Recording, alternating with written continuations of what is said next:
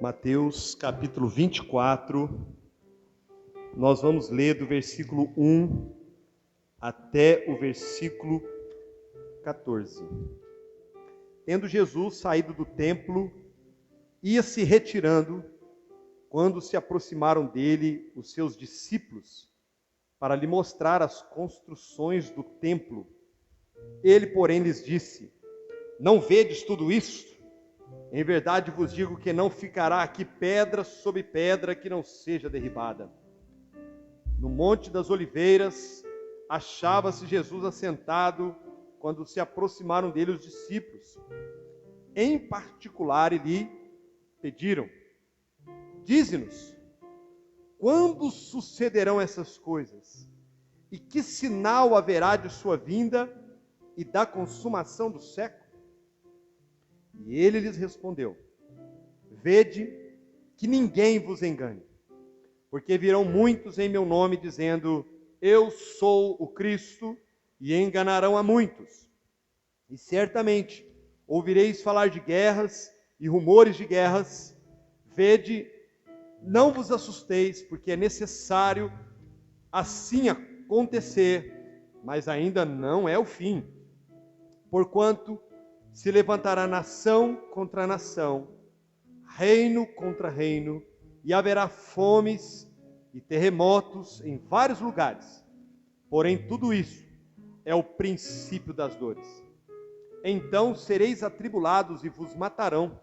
Sereis odiados de todas as nações por causa do meu nome.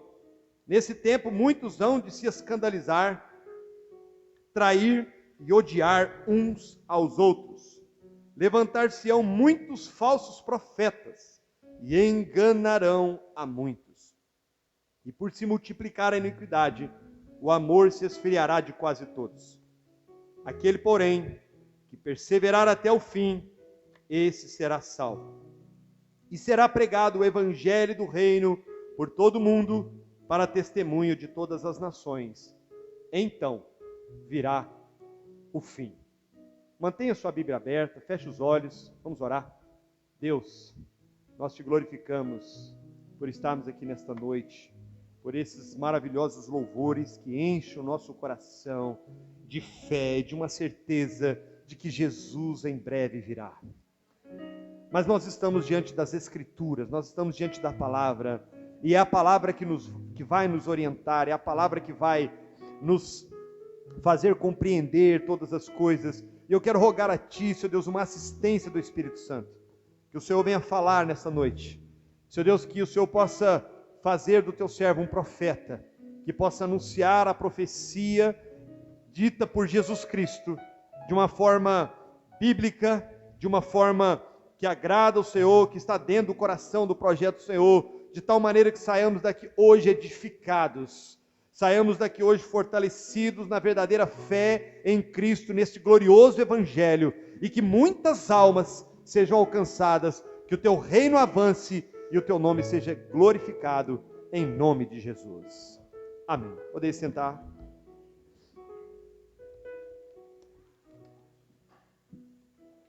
Essa semana, praticamente não se fala em outra coisa a não ser na guerra que se iniciou entre a Rússia e a Ucrânia. Muitas pessoas, talvez vocês que aqui estão, têm acompanhado os noticiários, e a pergunta muitas vezes que se faz sempre que acontece coisas como essa é: será que o fim está próximo? Será que o fim de todas as coisas se aproxima? Será esse evento o início de uma terceira guerra mundial? Será esse o desdobramento final para a volta de Jesus Cristo?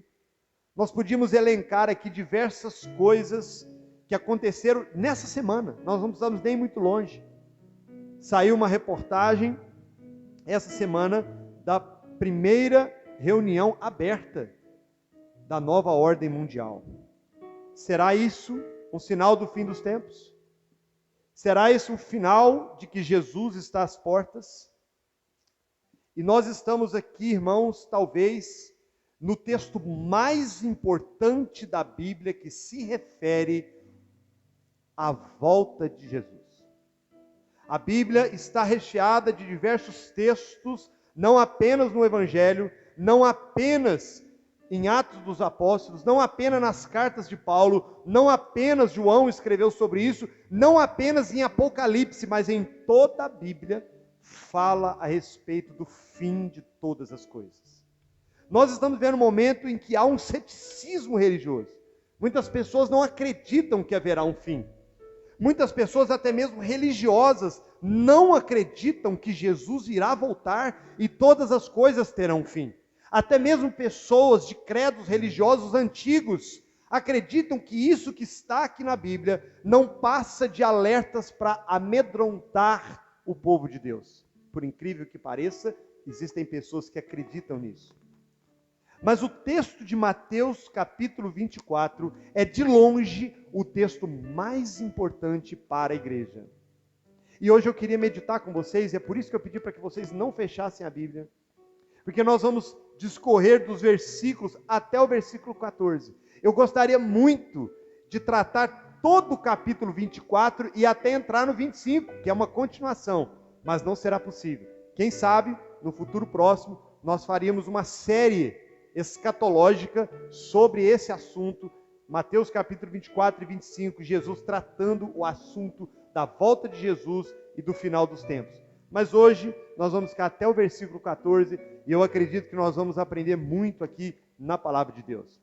O primeiro ponto, queridos, que nós precisamos entender é que antes de Jesus iniciar o versículo 14, ele trouxe uma declaração no versículo 38 para Israel, dentro do templo. Ele estava no templo de Jerusalém, e ele diz assim: eis que a vossa casa vos ficará deserta. Jesus no templo, naquele templo que foi reconstruído, que era o templo de Salomão, ele faz essa declaração: a vossa casa ficará deserta. E aí no capítulo 24 a palavra fala: e tendo Jesus saído do templo, olha que detalhe importante, Jesus diversas vezes frequentou esse templo. Diversas vezes Jesus entrou nesse templo, ensinou nesse templo, mas aqui era a saída final de Jesus. Ele não voltaria mais ali. Ali eram as últimas palavras dele. Era a última vez que ele visitava aquele templo. Era o último instante que ele está indo. E ele, a palavra fala, e saindo do templo, olha só, capítulo 1 do versículo, capítulo 24, versículo 1. Tendo Jesus saído do templo, ia se retirando, quando se aproximou dele os seus discípulos para lhe mostrar as construções do templo. Vejam, irmãos, entendam comigo. Jesus tinha acabado de dizer que essa casa vos ficará deserta. Quando Jesus está saindo do templo, os discípulos chamam ele e começam a mostrar para Jesus o templo. Certamente aquilo que Jesus havia dito para eles ficou no coração deles, e Jesus quis mostrar para ele o quão suntuoso, poderoso, magnífico era o templo. E eles começam a mostrar: olha aqui, Senhor, olha esse templo, que coisa gloriosa. Primeiro foi Salomão, depois ele foi destruído, ele foi reconstruído, ele foi reedificado, ele foi restaurado. Olha que coisa gloriosa, que coisa maravilhosa, o quanto esse templo representa para nós. E aí Jesus continua dizendo: vedes tudo isso? Não ficará pedra sobre pedra. O que isso tem de importante para nós? O que tem de importante é que aqui está se aproximando a crucificação. São as últimas palavras de Jesus. Jesus está preparando os discípulos para algo que viria, para uma luta que eles haveriam de enfrentar. Jesus seria preso, Jesus seria crucificado, mas Jesus primeiro queria prepará-los. E quando Jesus sai do templo, ele diz: não ficará pedra sobre pedra. Queridos, aquele templo simbolizava a religião de Israel, a vida espiritual de Israel. Toda a estrutura religiosa de Israel estava simbolizada naquele templo. Quando Jesus diz para ele: não, isso aí que vocês estão admirados, vocês estão achando maravilhoso, tem uma história, tem uma experiência, não vai ficar nada, não vai sobrar nada. Eu estou saindo daqui e nesse lugar aqui eu não vou voltar mais. Esta casa ficará deserta. Eu vou ser crucificado. Mas os discípulos ficam inquietos com aquilo. E Jesus sobe para o Monte das Oliveiras, e lá no Monte das Oliveiras ele tem uma visão geral de Jerusalém, inclusive do templo. E os discípulos chegam para Jesus em particular e diz: mestre, como é que é mesmo isso aí que o senhor falou? Quando que vai acontecer essas coisas? Quais serão os sinais que nós precisamos saber de que o Senhor voltará? E quando se dará e como será a consumação do século? Sabe o que é consumação do século, irmãos? Fim dos tempos, final, finish, acabar tudo. Essa era a pergunta dos discípulos. A pergunta deles tinha 3 desdobramentos. Quando que Jerusalém vai ser destruída? Porque se Jesus está dizendo que o templo seria destruído, quando ele fala do templo, não poderia o templo ser destruído sem que Jerusalém toda fosse destruída. Eles entenderam o que Jesus disse. E aquilo os amedrontou, e aquilo os preocupou. Então eles perguntam para Jesus. E é por meio dessa pergunta que eles fazem, uma pergunta inteligente, uma pergunta envolvente, uma pergunta que envolvia não apenas eles, mas toda uma história escatológica da igreja de Cristo a partir daquele momento. E Jesus começa o sermão escatológico, o sermão da sua volta. Mateus capítulo 24. Dize-nos, Senhor, quando sucederão essas coisas? Irmãos, por que eu estou fazendo essa introdução? Porque eu estou dando ênfase nessa questão do templo, da destruição predita por Jesus. Porque Jesus quis dizer bem claramente ali, que o que ele veio fazer aqui, não foi estabelecer uma nova religião, nem mesmo restaurar a religião da época. O que Jesus veio foi comprar vidas, almas, tribos, línguas, povos e nações para Deus. Foi iniciar um reino, não um reino terreno, não um reino desse mundo, não um reino apegado ao materialismo, à religiosidade, a uma placa, a uma denominação, a uma religião humana. Jesus disse bem claro: esta casa ficará deserta, Jerusalém será destruída.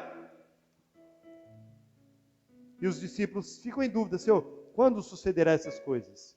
E então, o texto de Mateus 24, ele vai dizer acerca de, Jesus vai falar acerca dessas 3 coisas: a destruição de Jerusalém, os sinais concernentes à sua volta e os sinais concernentes à consumação dos séculos.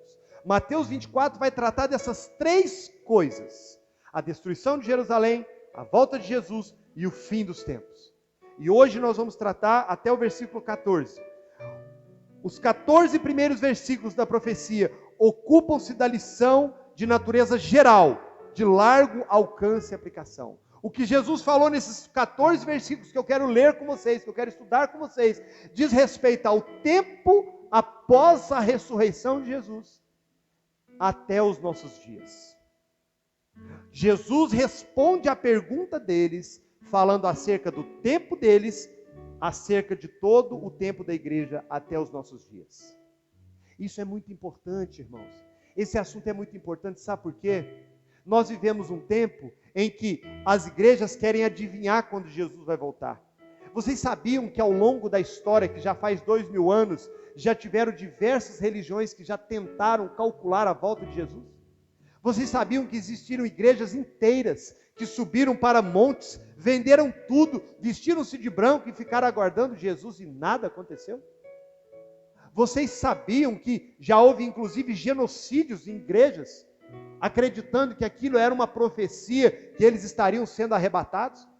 Tudo sabe por quê? Porque ignoraram as Escrituras. Porque não observaram a palavra de Deus. E quantas vezes, irmãos, aqui eu quero abrir um parênteses, quantas vezes eu e você passamos por esses textos aqui e não prestamos atenção em cada detalhe? Quantas vezes nós lemos aqui e pensamos: Jesus vai voltar. É isso que o texto está falando, Jesus vai voltar. Eu tenho só que me preparar. Não, você precisa conhecer, você precisa entender. O que Jesus falou tem um propósito. Sabe qual é o propósito? Não é fazer de você um grande sábio, não é fazer de você um grande teólogo, não é engrandecer você, não. O que Jesus disse aqui em Mateus capítulo 24, bem como em todos os evangelhos, foi para que você se preparasse, meu irmão, Foi para que você estivesse exatamente da posição que deveria estar, para que se Jesus viesse, você estivesse exatamente como Ele quis que você estivesse, e você então pudesse subir com Ele. Isso é importante demais.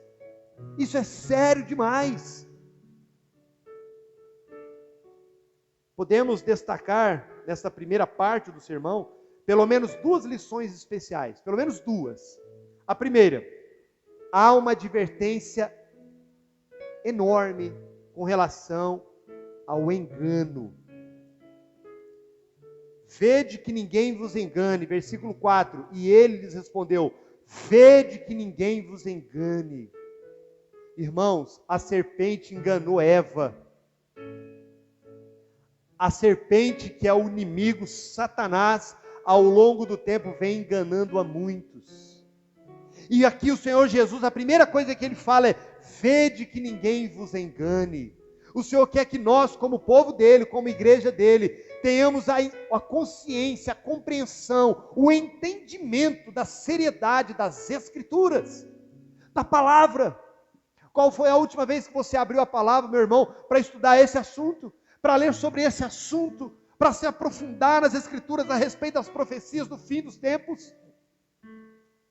Se você não atentar para isso, meu querido, qualquer pessoa que fala bonito, fala alto, fala grosso, vai te enganar, vai persuadir você, vai te levar para outros caminhos. Se não, vejamos o que diz a palavra no versículo 5, porque virão muitos em meu nome, dizendo, eu sou o Cristo, e enganarão a muitos. Quando o Senhor Jesus disse isso aqui, Ele não estava se referindo apenas a pessoas dizendo que é o próprio Jesus, mas a palavra Cristo quer dizer ungido. Quantos falsos profetas já se levantaram dizendo serem de Deus? Quantos falsos mestres já se levantaram dizendo, eu tive uma revelação, eu tive uma profecia, Deus falou comigo? Quantos ao longo da história, e nos dias de hoje não é diferente, já se levantaram vários profetas. O Senhor Jesus disse, vede que ninguém vos engane. Olha o que a palavra fala, que ninguém vos engane. Olha o que nós precisamos entender, que ninguém vos engane quanto aos principais fatos da profecia não cumprida. Existem profecias aqui, nesses 14 primeiros versículos, que já aconteceram. E essa que eu estou lendo aqui, em parte ela já aconteceu, sabiam disso? Quando Jesus ressuscitou, no ano 70, o templo foi destruído. A profecia se cumpriu. O que Jesus profetizou aqui se cumpriu no ano 70, através do imperador Tito. O templo foi destruído, Jerusalém foi devastada, eles destruíram cada parede do templo, tudo foi destruído. Depois se levantou um homem, um falso profeta, e ele queria levantar de novo o judaísmo. E Flávio Josefo, o historiador do primeiro século, escreve isso no seu livro. E ele fala que esse homem, ao tentar erguer a estrutura do templo, o alicerce do templo, logo aquilo não deu certo, mandaram passar uma patrola, limpou aquilo, tudo foi arado, onde tinha o templo, virou deserto. A profecia se cumpriu cabalmente no ano 70. Muitos falsos profetas se levantaram. Muitos vieram em nome de Jesus, ou dizendo-se em nome de Jesus. E pior, irmãos, muitos foram enganados. Só que o sermão profético de Jesus continua. E essa preocupação, essa advertência contra o engano, é para que ninguém vos engane quanto à maneira como virão acontecer, afirmando que são coisas improváveis. Quantos de vocês já não falaram o seguinte, não dá para ler isso aqui assim na letra não, né? Porque a letra mata. Isso aqui para você entender tem que ser pelo Espírito. Aí sabe o que você faz? Você não lê. Você não estuda. Você não aprofunda. Sabe por quê? Você acha que você não é capaz. É isso que a religião colocou na sua mente. Que para você entender isso aqui, você precisa ter um nível de santidade tão elevado para que o Espírito Santo revele aquilo que ele já revelou na palavra. Outra advertência importante, é um aviso contra as expectativas exageradas a respeito da volta de Jesus. Existem muitas especulações, expectativas exageradas. As pessoas estão achando que vai acontecer um grande Armagedon e que bombas subatômicas e que... Queridos, vamos ler o texto e vamos nos prender ao texto. Nosso Senhor nos manda esperar por guerras. Ele nos manda esperar por perseguições, por conflitos. Nós não devemos, presta atenção nisso que eu vou dizer, irmãos, presta muita atenção no que eu vou dizer. Sabe aquela ideia romântica que você tem de achar uma igreja perfeita, que não tem defeito, que todo mundo é santo, fervorosíssima, cheia do poder do Espírito Santo? Não é um sinal do fim dos tempos. Isso não vai acontecer. Não está na palavra. É uma ideia equivocada que as pessoas têm. É uma ideia equivocada. E nós vamos ver isso aqui no texto. Não devemos esperar que o mundo se converta antes do fim. É outro equívoco. Isso não vai acontecer. O mundo não vai se converter ao Evangelho. Definitivamente, isso não vai acontecer. Nós precisamos, meus irmãos, estar cientes disso. Agora, nesses primeiros versículos, nós temos aqui duas coisas importantes. Quando nós ouvimos falar de guerras, como agora, a gente começa a preocupar com a volta de Jesus. Mas sobre a volta de Jesus, nós temos sinais externos e sinais internos. O que são os sinais externos? É o que vai acontecer no mundo. Guerras, rumores de guerras, reino contra reinos, fomes, peste, catástrofes. Sinais externos. E os sinais internos, Paulinho? Coisas que vão acontecer dentro da igreja. Dentro das igrejas. Eu quero dizer para vocês uma coisa importante. Os sinais dentro da igreja são mais fortes evidências da volta de Jesus do que os fora. Os sinais proféticos do que iria acontecer dentro da igreja são mais intensos e mais visíveis para os cristãos. Então vamos lá. Veja comigo. Sinais externos, versículo 6. Vejam comigo o que Jesus falou que ia acontecer no mundo. Versículo 6. E certamente ouvireis falar de guerras e rumores de guerras. Vede, não vos assusteis, porque é necessário assim acontecer, mas ainda não é o fim.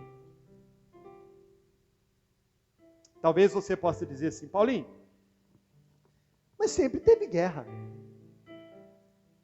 Desde que o mundo é mundo, teve guerra. Sim, é verdade. Mas só nesse século passado teve 2 guerras mundiais. Só da cogitação da Rússia com relação à Ucrânia, afetou o mundo inteiro economicamente. Todos os povos ficam sabendo simultaneamente. Agora os Estados Unidos já quer entrar na coisa, a Inglaterra quer entrar, porque isso é uma afronta, porque agora já está falando de Israel, e o outro... É a mesma coisa do que as guerras do passado? É a mesma forma? Guerras e rumores de guerras. Agora, pensem comigo uma coisa aqui, irmãos. Quando a palavra está falando de guerra aqui, há algum momento aqui, os irmãos estão vendo aqui, bombas atômicas, tiros, canhão, avião supersônico. A guerra está travada há muito tempo. A guerra ideológica está travada há muito tempo. A guerra está lá dentro da sua casa, irmão. A doutrinação está na escola. A doutrinação está na novela que você gosta de assistir. A doutrinação está nos filmes, está nas séries. A guerra espiritual está acontecendo já há muito tempo e nós, igreja, não estamos percebendo. Há uma guerra travada contra as famílias. Querem destruir as famílias. O diabo sabe que se ele destruir a família, ele destrói a igreja, ele destrói a sociedade, destrói tudo. Enquanto nós estamos aqui preocupados com bomba voando para lá e para cá, o diabo no campo da mente, no campo espiritual, está guerreando.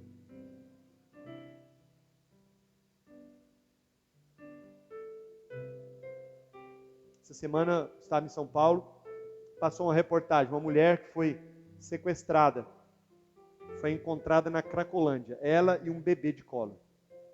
Você sabe o que é Cracolândia? Lá, a céu aberto, as pessoas traficam, consomem, durante o dia, durante a semana, qualquer momento, nem a polícia entra lá. A guerra está ou não está travada? Sinais externos. Versículo 7. Porquanto se levantará nação contra nação, reino contra reino. Aqui Jesus é mais específico. Vejam como as nações estão sempre por um fio. Veja como as coisas estão andando, pisando em ovos. É a ONU, a Organização das Nações Unidas, é um tentando apaziguar uma situação, é outra situação. Haverá, versículo 7, haverá fomes e terremotos em vários lugares. Fomes, terremotos em vários lugares. Irmãos, nós vivemos aqui em Araxá, uma cidade relativamente boa, sabia? Tem muita gente passando fome. Tem países inteiros passando fome. Na África, a miséria é tanta que as pessoas pegam doença e morrem por lá mesmo. Ninguém nem fica sabendo. Pestes, fome, é o que está aqui na palavra. Mas olha o que fala. Porém, tudo isto é o princípio das dores. Sabe o que quer dizer isso? Aqui o Senhor Jesus está usando uma analogia. O que é uma analogia? Uma comparação com a mulher grávida. A mulher grávida, a barriga vai crescendo, o bebê vai crescendo. Quando ela vai chegando ali para o final do 8º mês, ela começa a sentir as primeiras contrações. Ela começa a sentir as primeiras dores. Ela começa a sentir os primeiros incômodos. Fica difícil para ela se movimentar, para ela caminhar, para ela dormir. Ela começa a sentir algumas dores, alguns incômodos. O que Jesus está dizendo é o seguinte: quando essas coisas acontecerem, igreja, ainda não é o fim, é apenas o princípio das dores. A grande dor de parto, a grande luta ainda está por vir. É isso que Jesus está falando. É disso que a palavra está falando. Agora existe também os sinais internos. E aqui eu quero chamar a atenção de vocês. Versículo 5, Jesus começa a falar sobre isso. Porque virão muitos em meu nome dizendo, eu sou o Cristo, e enganarão a muitos. Falsos profetas. Versículo 9. Então sereis atribulados e vos matarão. Sereis odiados de todas as nações por causa do meu nome. Os irmãos viram aqui? Os irmãos estão vendo esse texto? É um sinal. É um sinal profético. Isso aqui em parte aconteceu no 1º século. Os cristãos foram perseguidos, foram queimados, foram lançados nas arenas, foram lançados nas covas de leões, foram queimados vivos. Eles iam para as arenas cantando e louvando o nome do Senhor. Eles foram perseguidos, eles eram caçados como animais. Eles faziam cultos às portas fechadas, muitas vezes apenas cantando no seu coração, porque se as pessoas ouvissem eles cantando louvores, eles seriam apanhados, eles seriam denunciados, e as autoridades os haveriam de apanhar. Mas vejam que esse fato não se restringe apenas ao 1º século. O sermão escatológico de Jesus, ele se aplica aos nossos dias, porque ele está falando acerca da sua volta. Mas vejam, meus irmãos, que a igreja hoje é uma igreja gorda. A igreja hoje é uma igreja agradável. As pessoas gostam da igreja. Só que eu quero dizer uma coisa aqui para vocês. Prestem atenção no que eu vou dizer. A igreja de Jesus, ela está na contramão da agenda mundial. Nós somos a última pedra de tropeço da agenda mundial. nós somos o último reduto, o último freio. Nós somos os únicos que ainda estamos lutando pela família, lutando pelos princípios éticos, morais da palavra. Ou não? Eis a questão. Ou não? Será que nós estamos nos posicionando? Que eu quero afirmar para vocês, no momento em que nós nos posicionarmos, esse versículo vai se cumprir. Então sereis atribulados e vos matarão. Sereis odiados de todas as nações por causa do meu nome.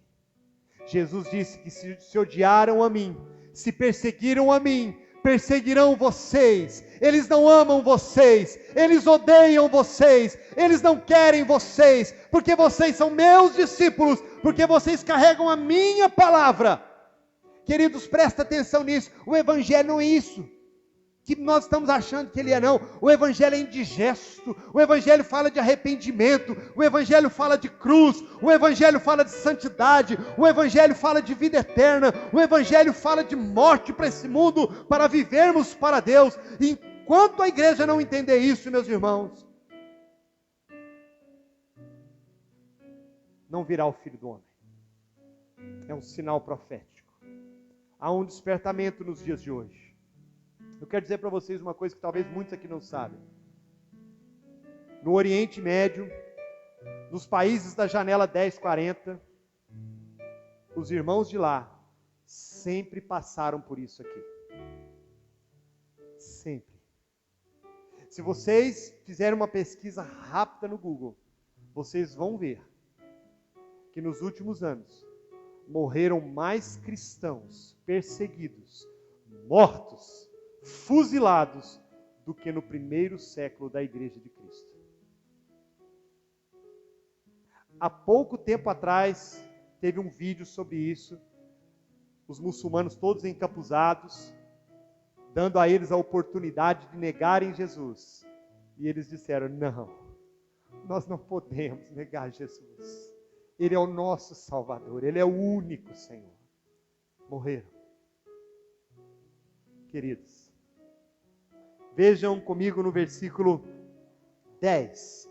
Nesse tempo muitos hão de se escandalizar, trair e odiar uns aos outros. Continuando, levantar-se-ão muitos falsos profetas e enganarão a muitos. Vejam que Jesus está dizendo que um dos sinais da sua volta é que muitos nesse tempo vão se escandalizar, eles vão trair-se uns aos outros, eles vão se dispersarem. Quando Jesus fala trair-se uns aos outros, sabe o que ele está dizendo aqui? É que você vai ser cristão e alguém vai denunciar você. Alguém que você acha que é irmão, alguém que você dá paz do Senhor, alguém que você acha que é cristão também, vai lá nas autoridades e vai falar assim, olha, eu sei aonde tem um cristão, eu sei onde é a casa dele, e as autoridades vão lá te buscar. Você vai ser traído, irmão. Você será odiado, irmão. Veja o que o texto está dizendo. Levantar-se-ão falsos profetas e enganarão a muitos. Olha o versículo 12 comigo. E por se multiplicar a iniquidade, o amor se esfriará de quase todos. Por se multiplicar a iniquidade, o pecado, a imoralidade sexual, a podridão, a vontade humana acima de tudo e acima de todos, o egoísmo, o egocentrismo, as vontades mais pujantes do coração do homem expostas, as pessoas cometendo as maiores atrocidades, por se multiplicar a iniquidade, o amor de muitos se esfriará. Irmãos, isso é uma coisa que está tão latente, está acontecendo na nossa cara, está acontecendo diante dos nossos olhos. Há pouco tempo atrás, aconteceu uma feira de nudez aberta para crianças. Os irmãos têm ideia do que está acontecendo, irmãos?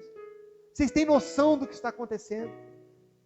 Semana passada foi invadida uma igreja católica. Essa semana foi invadida uma igreja Assembleia de Deus aqui no Brasil. Os irmãos têm ideia do que está acontecendo? A iniquidade está se multiplicando. Ela não está aumentando, não, ela está se multiplicando, e o amor está se esfriando. Mas veja que Jesus não está se referindo ao mundo, não. Isso é dentro da igreja, irmão. Isso é dentro da igreja. Você não vê um irmão chorar pelo outro, você não vê um irmão preocupar com o outro mais. É cada um por si, Deus para todos, e o pastor tem que dar conta de tudo e de todos. Nós somos uma igreja fria, uma igreja que precisa despertar, uma igreja que dorme. O amor se esfriará de quase todos. Aquele, porém, e eu já estou caminhando para o final, aquele, porém, que perseverar até o fim, será salvo. Isso aqui é lindo, meus irmãos. Porque o cenário que Jesus vai descrevendo é um cenário que a impressão que dá é que não dá para vencer. Não dá para suportar. Não dá para ir até o fim. Não dá para continuar. Dá vontade de desanimar. O pensamento que vem é: então quem ficará de pé? Então quem subsistirá? Quem suportará tamanha luta? E aí Jesus traz uma palavra: aquele, porém, que perseverar até o fim.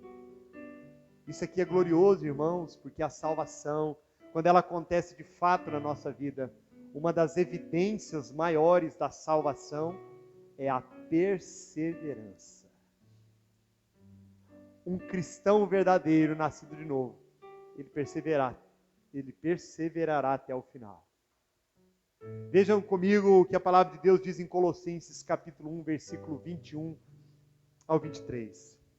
E a vós outros também, que outrora eres estranhos e inimigos no entendimento pelas vossas obras malignas, agora, porém, vos reconciliou no corpo da sua carne, mediante a sua morte, para apresentar-vos perante ele santos, inculpáveis, irrepreensíveis, se é que permaneceis na fé, alicerçados e firmes, não vos deixando afastar da esperança do Evangelho. Meus irmãos, nós não podemos nos afastar do Evangelho. Pelo contrário, nós precisamos nos fortalecer na verdadeira fé em Cristo. Nós precisamos nos fortalecer no amor que há em Cristo Jesus. Nós precisamos nos fortalecer, meus irmãos, na viva esperança da glória de Deus. Qual é a esperança do Evangelho, irmão? É fazer você ficar rico, é fazer você uma pessoa próspera, é fazer uma pessoa feliz. Não, meus irmãos, o Senhor pode até fazer tudo isso na sua vida, e louvado seja o nome do Senhor por isso, mas a esperança do Evangelho é um reino eterno que não é deste mundo. Jesus vai voltar para buscar a sua igreja, e a grande promessa é essa: nós viveremos para sempre com Ele, e lá não haverá mais lágrimas, não haverá mais dor, não haverá mais pranto, não haverá angústia, não sofreremos mais coisa alguma. Mas persevera, meu irmão. Aquele que te chamou é poderoso para cumprir com a sua palavra. Ele chamou você, Ele te sustentará. Ele não é como os homens, Ele não vai desistir de você. Se a luta for grande, maior será a bênção, porque a palavra de Deus nos diz, meus irmãos, que vindo a tentação, antes virá o escape de Deus.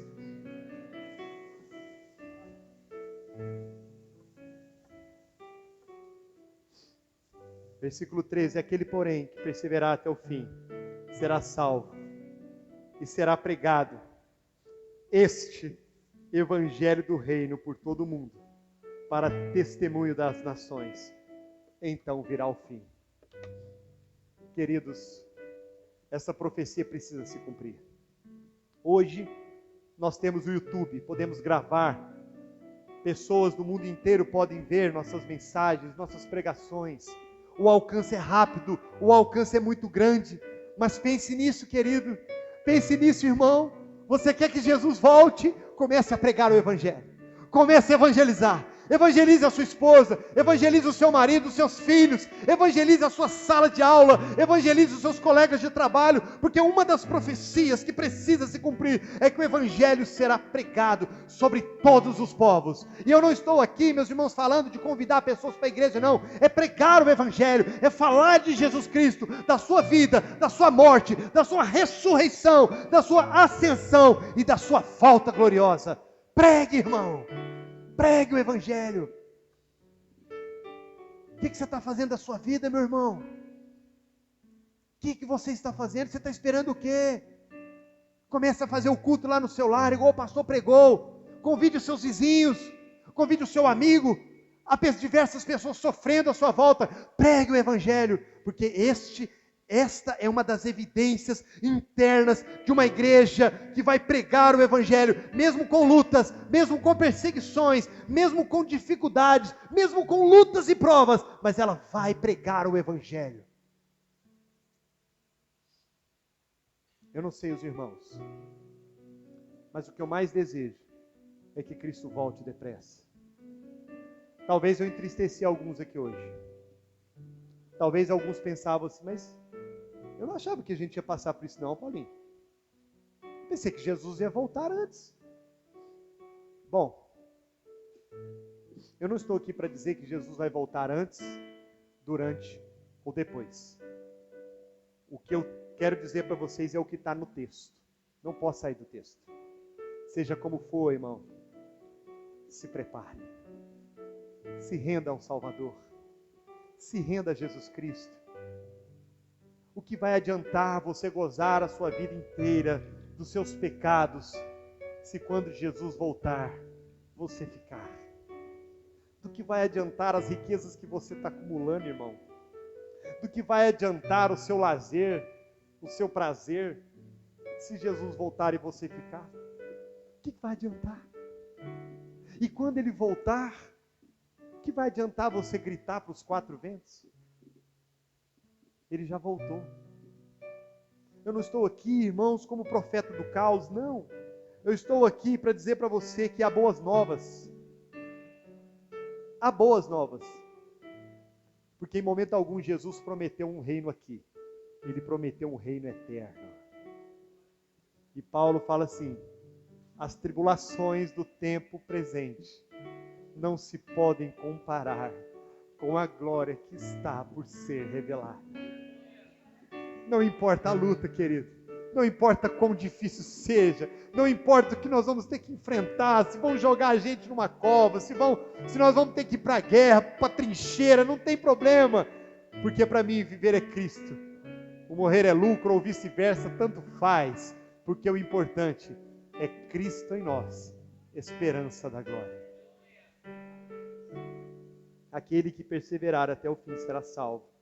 E será pregado este evangelho do reino por todo o mundo, para testemunho a todas as nações. Então virá o fim. Concluindo, eu vi uma coisa que me emocionou essa semana.